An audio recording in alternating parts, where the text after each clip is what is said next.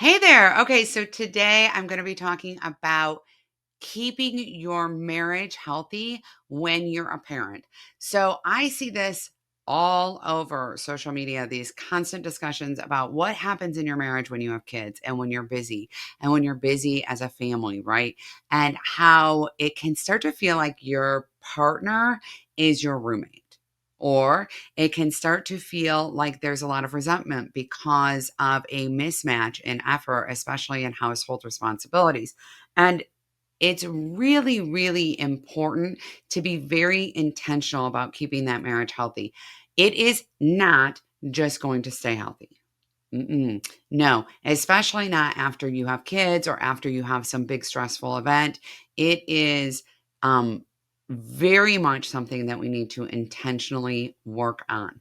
So, today I want to talk a little bit about different ways that we can do that and really, really make a big impact and why that really matters so much. So, I have been married for 22 years. For those of you who are new to me, you may not know that I have known my husband, oh my goodness, for 38 years. So we've been married for 22 years. We have a blended family. We have 5 kids. We have 2 children with special needs. And we have literally been through it all. We've had financial crisis. We got married with 4 kids already in our family. We raised them all in our household. Some of our children, due to early trauma, ended up having some very serious mental health issues, very serious substance use disorder issues, eating disorders. We have children with disabilities. I mean, we have it all. I always joke and say that my husband and I have like an 897% chance of divorce. And I actually have never been happier in my marriage. And guys, listen, I got to tell you, it works.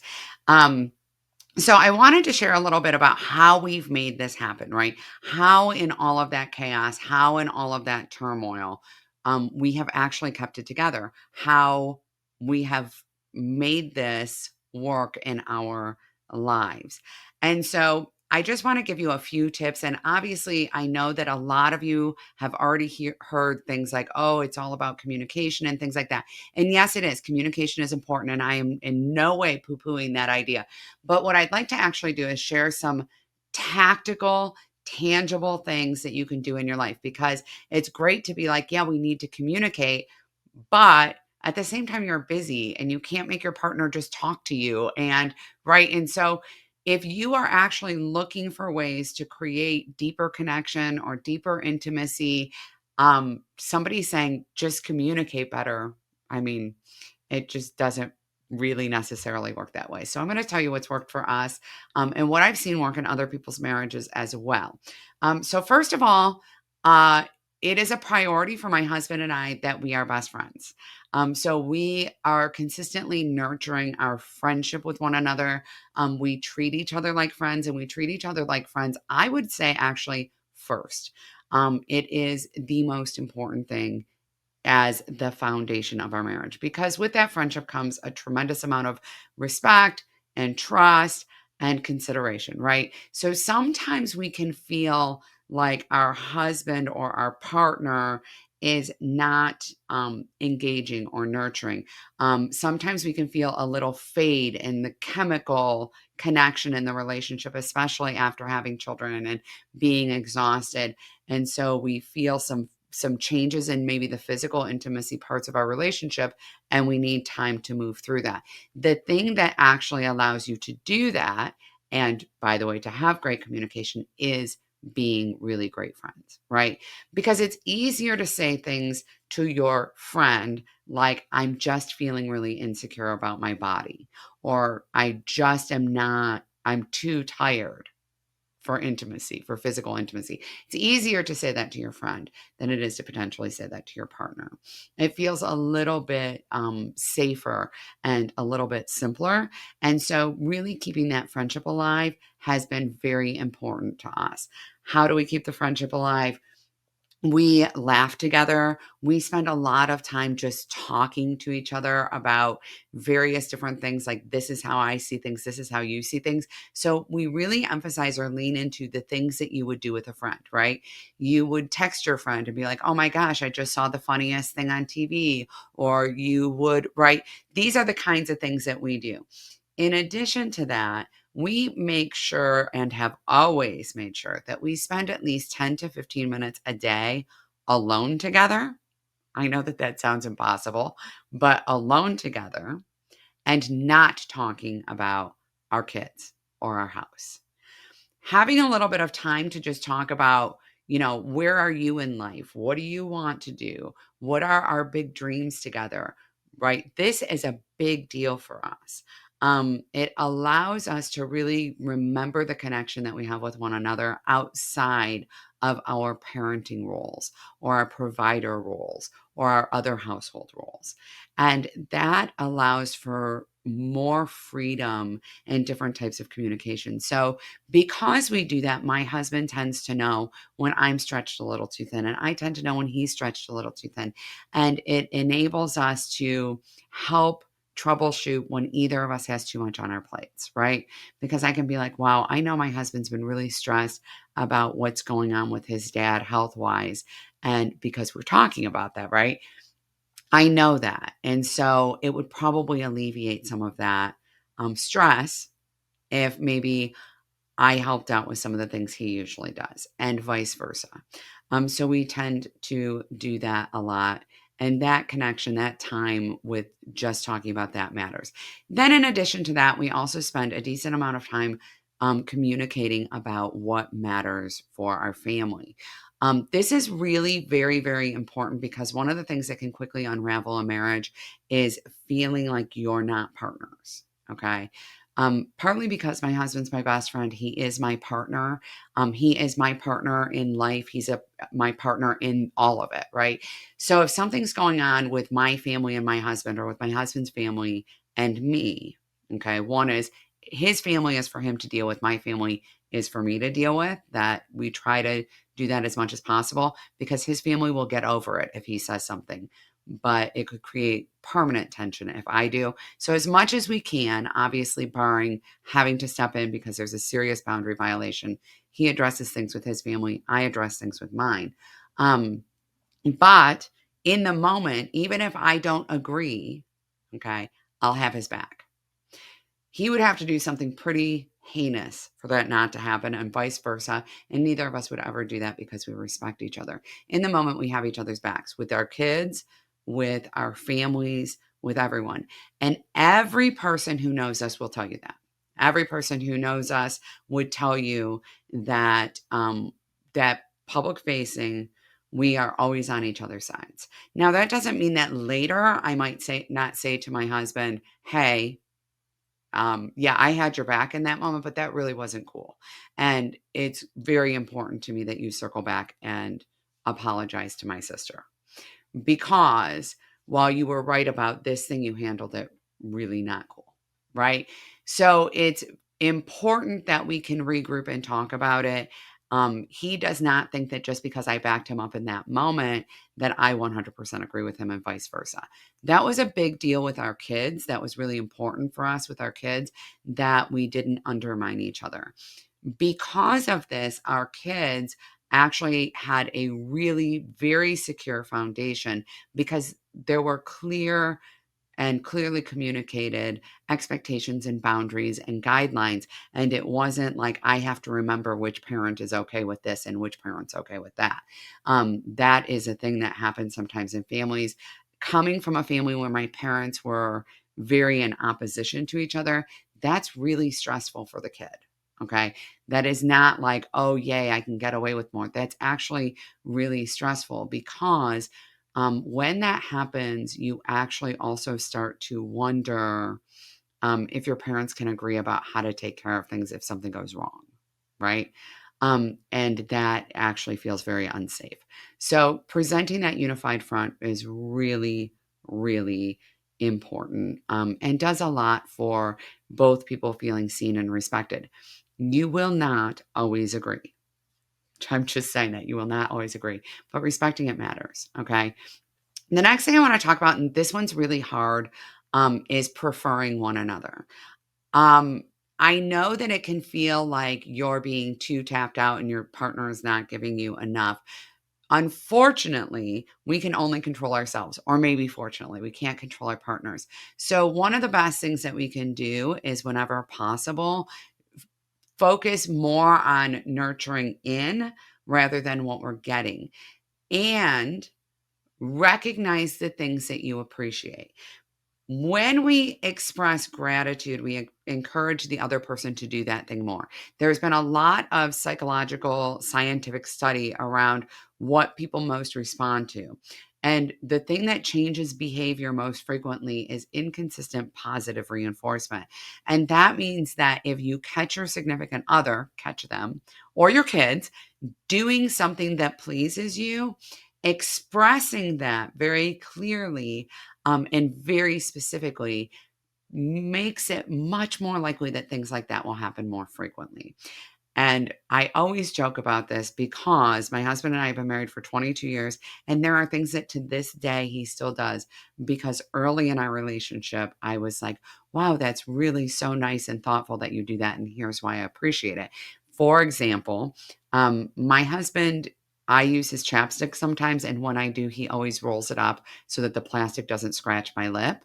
And I stay up later than my husband. We have different schedules, which, by the way, is not problematic for us in our marriage. But, and if I'm out after he goes to bed, he leaves on a path of lights to wherever he is, like as if he wants to make sure that I can find him. He says it's a safety thing. I think it's a sweet thing. So I tell him this all the time. Surprisingly, one of the weirdest things, I cannot believe I'm sharing this on YouTube, is that my husband and all the guys in my house put the toilet seat down. I'm not even kidding. I have never gone into my bathroom with my family here and found the toilet seat up, because one time I told my husband that that was super nice of him and so thoughtful. Um, and so now he just does it, which is really, really fabulous. That is actually one of the things that I think is really important when you talk about communication, is to express gratitude, to find ways to express gratitude, because that matters a lot.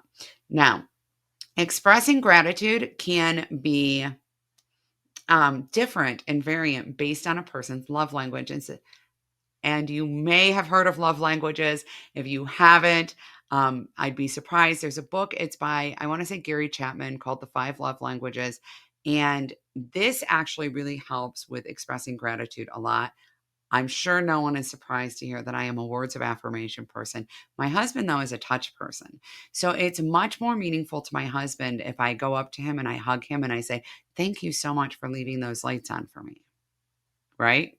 Where if my husband was to write a little note or say to me, wow, it's just so very thoughtful of you, right? For somebody who has, for example, acts of service, you might be like, I so appreciated that you left the lights on for me that I did this thing for you. Okay. So, really thinking about what the other person's love language is can be really, really helpful. This takes a lot of intention. My first instinct is to always, always give love in the way that I most easily receive it, which is words of affirmation. It took a lot of intention for me to remind myself that hugging my husband or touching his arm when I said that would actually bring that message home faster, because that is his way. And it took him a long time to just be mindful that telling me rather than walking up to me and hugging me, because dinner was really good. I love to cook, y'all. That telling me, wow, dinner was really good. It was so nice of you to make a special meal for us, would be far more meaningful to me, right? So this is really important that you are expressing this gratitude and sharing your love language. Now, I want to just tell you that it can feel like it is absolutely essential that you prioritize your children in your family. And when they're young, they certainly need prioritization. And absolutely, you certainly need agreement and understanding about where your priorities are with your kids. However, in your mind and heart, having the intention that your marriage is your priority very much matters. And okay, before y'all start hammering me with nasty comments about this, um, clearly I am meaning that you have a safe, healthy environment for your children. Okay. Clearly, that is what I mean by a given. Obviously, your marriage does not come first in the place of I don't defend my children if my partner is hurting them. In that particular situation, I'm not sure why we're watching this video right now because this is not a salvageable relationship. I'm talking about in a typical family unit, prioritizing your partner is very, very important. I like to always give this piece of information. So many people who follow me know that my fourth child has autism and says the most brilliant, wise, and insightful things on the planet in the most unusual times. Just randomly will say something really brilliant. And I'll never forget that when this child was about 14, they said, I'm so glad that you and daddy love each other the way that you do, that you love each other more than anything in the world, because I have never had to worry that my family will fall apart. I have never had to worry about you guys getting divorced. Even with all the other bad stuff that's happened in our family, I always knew that you would be together, that it would be okay, that our family would stay whole. And I know that as a grown up, if I am so inclined, I can find somebody who loves me even more than you do, maybe, and that I can still have that kind of love in my life. And I thought that this was a really interesting thing because the truth of the matter is, I absolutely love my children, and I am not doubting for a moment that mine and my husband's parents love us. It is a different kind of love. It is a different kind of love, and it's important to set the intention of nurturing it and caring for it, okay? Here's the thing. Your partner is the only person in your family, legal family, that you truly get to pick. You don't pick your kids, you don't pick your parents, you don't pick your aunts and uncles or your grandparents. And I'm not saying that you don't have people, friends in your life and other people in your life who are family and they are not blood related to you. I am saying that your partner is meant to be a permanent, lifelong part of your family, and you pick them. And that's rare. That really is a rare relationship. So, creating that intention matters. It's okay if you are watching this video and you're thinking, I want more in my marriage, I want to reconnect with my partner again, and your partner is kind of, maybe busy, distracted, whatever, set aside the time. Tell your partner, hey, tomorrow, why don't we have coffee together? Why don't we spend 10 minutes after dinner and just talk about our day? So set aside that time with them, make the effort with them to reconnect, to rebuild. It takes time and energy, but most of all, it takes intention. And you can greatly reduce the amount of time and energy you have to spend on this just by creating intention, just by doing those little tiny things throughout the day.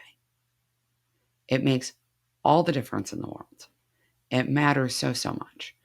And by the way, if y'all are too busy to spend 10 minutes having coffee together, you might need to cut back on how much your family is doing. I'm just putting that out there. Productivity and accomplishment do not equal happiness. Happiness is happiness. So spend the time that you need to nurture your relationship, especially to nurture the relationship with your partner. And by the way, side note, I'm just going to share this little secret from an inside look of my marriage, my husband and I have always traveled together at least twice a year alone. And I did not suggest that in this video because I know it's not possible for everybody. But if you have the chance, if you have reliable childcare providers, even taking an overnight alone can make all the difference in the world. Even having a date night once a month can make all the difference in the world. It's just about creating the space for the relationship.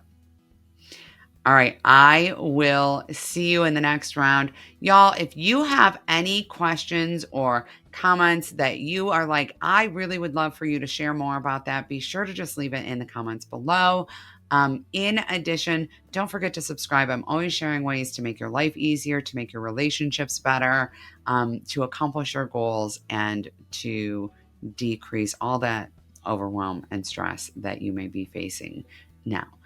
I will see you in my next video. Bye, everyone.